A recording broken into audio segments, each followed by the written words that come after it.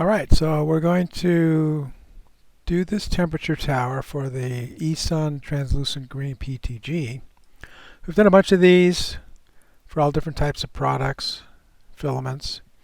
But what I'm going to do is for this one is I'm going to try to see if it makes any difference when we upgrade to Simplify3D 5.0. So we're using 4.x now.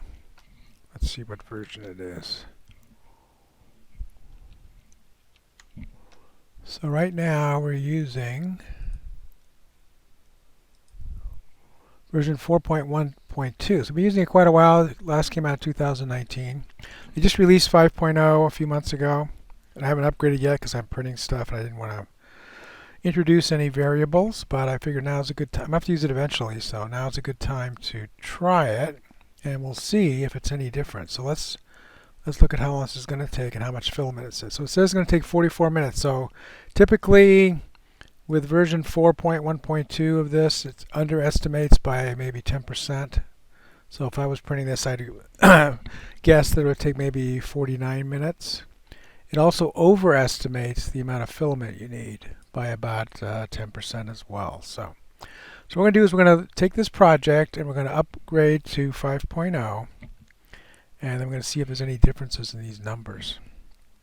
I've got one other project I want to try the same thing with. This one. So this is a project that takes quite a while. This is my sabak pot tray.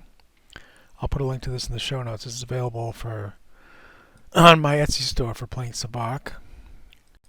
And this takes 6 hours and 2 minutes estimate. So this is a new, I just migrated it to the G2. And I haven't had time to print it yet, so I'm not sure exactly what time it's going to take, but this says 602, and it says 146.82 grams of material. So again, we're going to try this project and see if it's supposedly they're more accurate on the time. So we're going to see if they change the estimates for these. Alright, so we started upgrading and I noticed that it installs in a different directory. So it looks like you can keep using 4.1.2, which would be nice. It gives us some problems. I don't have to uninstall or downgrade or whatever. Just going to install a new version and we'll see how it goes. I'm not going to bother to show the installation. I don't think it's that interesting. Alright, so the installation took almost no time at all. That's interesting. So we're going to launch this and see. Maybe it has to actually download it. Maybe this is just the installer. Now it's got to download it from their website. Yeah, it wants me to log in. So I'm going to skip this part and we'll see what happens next. Alright, so it did install. It looks like it's just, the file was there and it just loaded it up. And once I logged in, I had to reset my password. So maybe they reset their password database or something. So this lets you migrate profiles and preferences. So I want to migrate all my profiles. I did just make a backup, so that's good. Application preferences, okay, sure.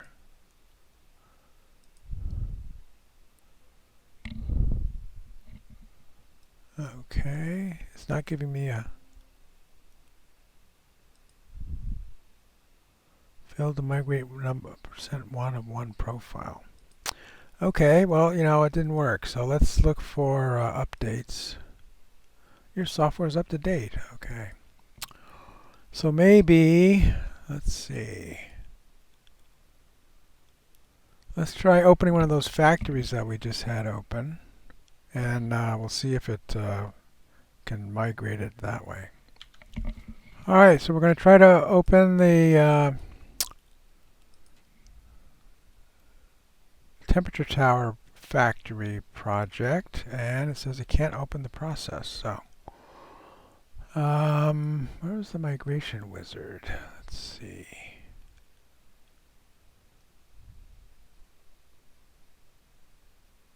Migration assistant.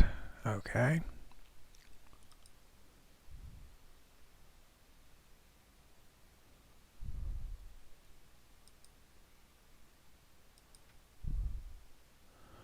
Try it again. See if it does anything. So again, it can't process anything. And okay, so we're going to try something else here. We're going to try importing a printer profile. Actually, we're not going to do that. We're going to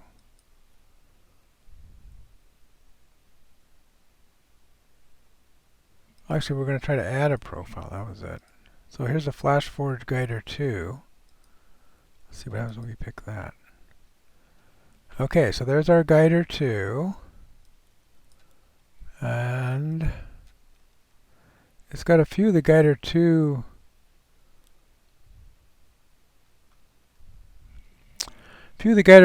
profiles that we created. Looks like we're going to have to recreate everything, so that's pretty annoying. We're going to have to take each project and recreate the processes. Maybe it's throwing it in a different place. Let me see if I can change where the profiles are stored, and then maybe it'll work. You'll be able to import them after that. I'm going to try something else here. What we're going to do is we're going to try Configuration Assistant. And so it'll know what kind of printer we have. Maybe that'll help us go forward. So we're going to take FlashForge Guider 2. That's what we've got.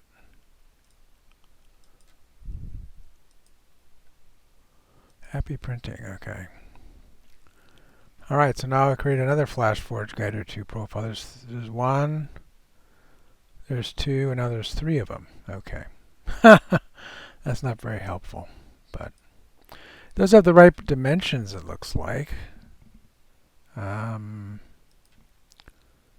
Let's see, we want to put on advanced mode. See what's different here. I remember looking at the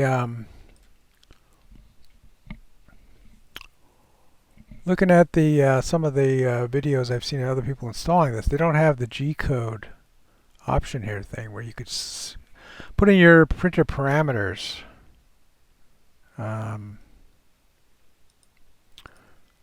That's how I was able to migrate my old projects to Guider 2, was just change the oh, it's in here now. It's machine definition. It's under output. Okay.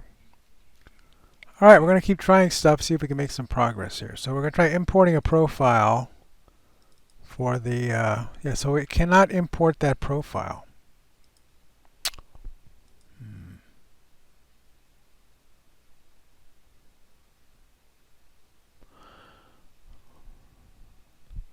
I'll have to go on to the Simplify3D support site and see if there's a problem with migrating profiles. It looks like there is.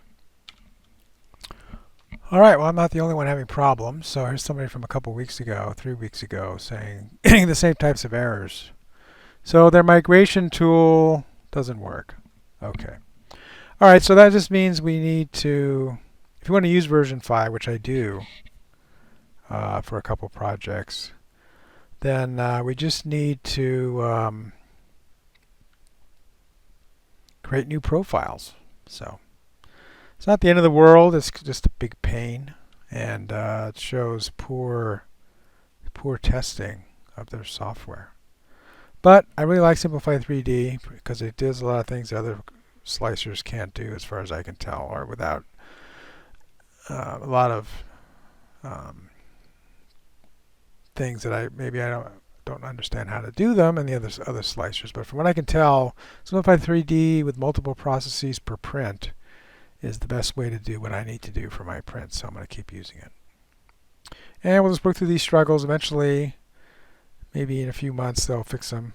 In the meantime, the good news is we can keep using version 4, and I'm only going to use it on these projects that I think I need to try to use version 5 on, which is some more complicated infill things that I was using FlashPrint for.